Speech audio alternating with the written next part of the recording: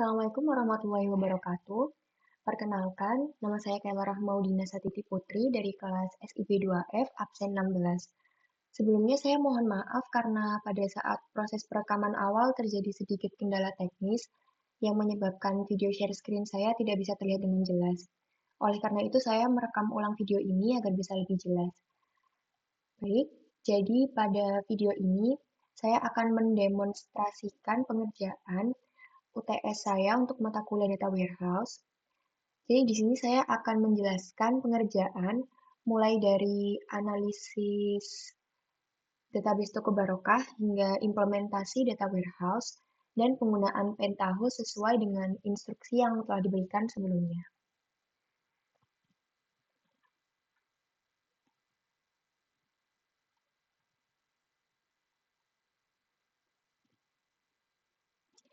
Jadi di sini tadi saya sudah membuat database toko barokahnya dan sudah mengeksekusi file SQL yang sudah diberikan.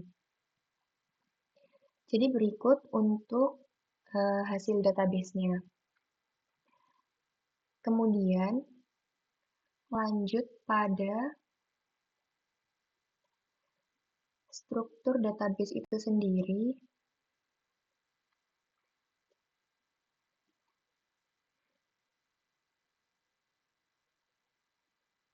Di sini terdiri dari 5 tabel.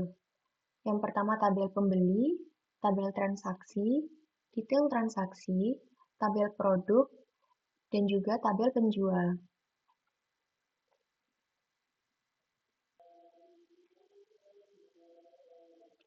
Untuk relasinya sendiri, tabel pembeli terhubung dengan tabel transaksi melalui ID pembeli. Kemudian tabel detail transaksi terhubung ke tabel transaksi melalui ID nomor transaksi, FK nomor transaksi ini ya. Kemudian tabel produk terhubung dengan tabel detail transaksi melalui FK ID produk. Dan yang terakhir adalah tabel penjual. Di sini terhubung dengan tabel transaksi melalui FK ID pembeli. Untuk relasinya antar tabel ini sendiri membentuk relasi one to many. Jadi menggambarkan bahwa satu pelanggan bisa melakukan banyak transaksi dan satu transaksi bisa terdiri dari beberapa produk.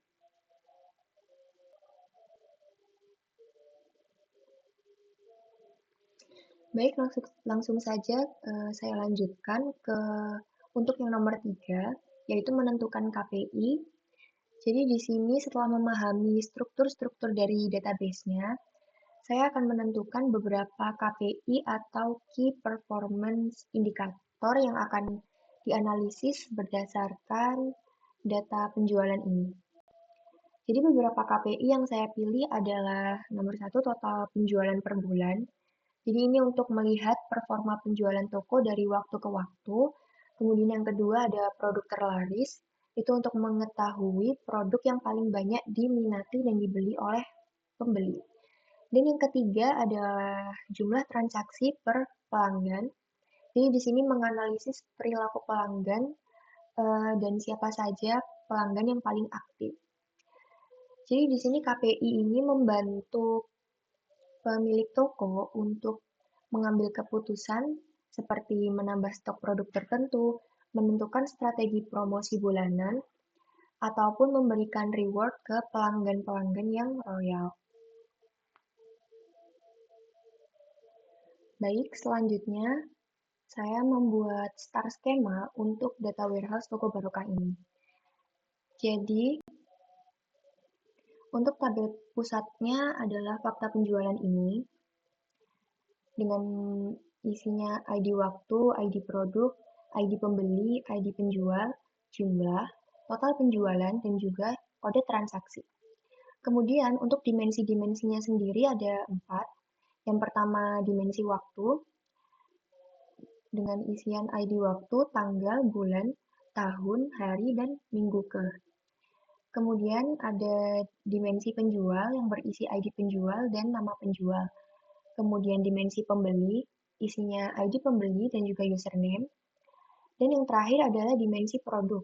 Isinya ada ID produk, nama produk, satuan, dan juga harga. Baik, jadi di sini saya mulai dengan membuat database OLAP. Saya membuat database baru bernama DW Toko Barokah. Isinya yang ada di star skema tadi. Mulai dari tabel dimensi produk, pembeli, penjual, waktu, dan juga tabel fakta penjualan. Ini saya run.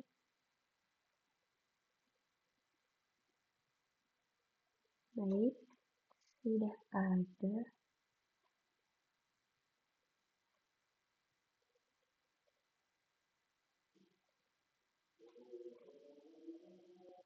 Ini. Nah, berikut untuk database DW Toko Barokahnya.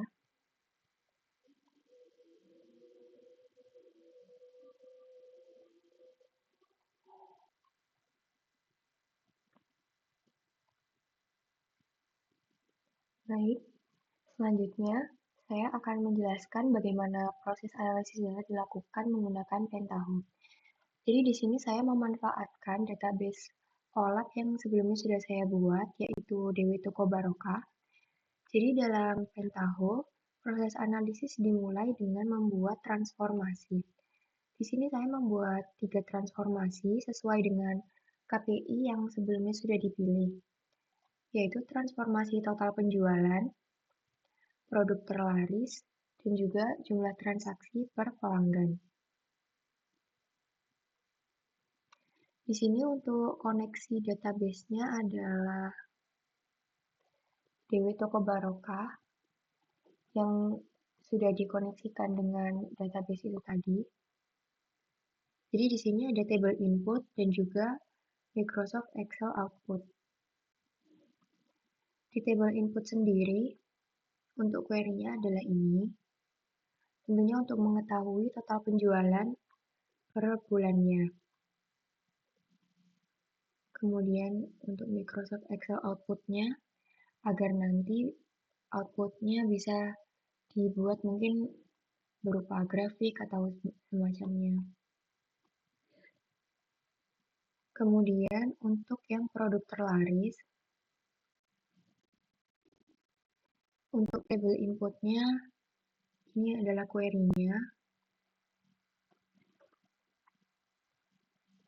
Kemudian outputnya juga sama, Microsoft Excel output. Dan yang terakhir adalah jumlah transaksi per pelanggan. Berikut untuk query-nya.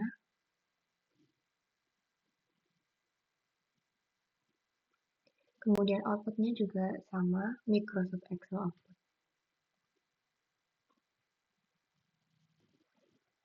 Baik, ini adalah untuk hasil dari output yang tadi, total mulai dari total penjualan per bulan, produk terlaris, hingga jumlah transaksi per pelanggannya. Baik, demikian yang bisa saya sampaikan terkait pengerjaan dan penjelasan dari UTS kali ini. Untuk kurang lebihnya mohon maaf. Wassalamualaikum warahmatullahi wabarakatuh.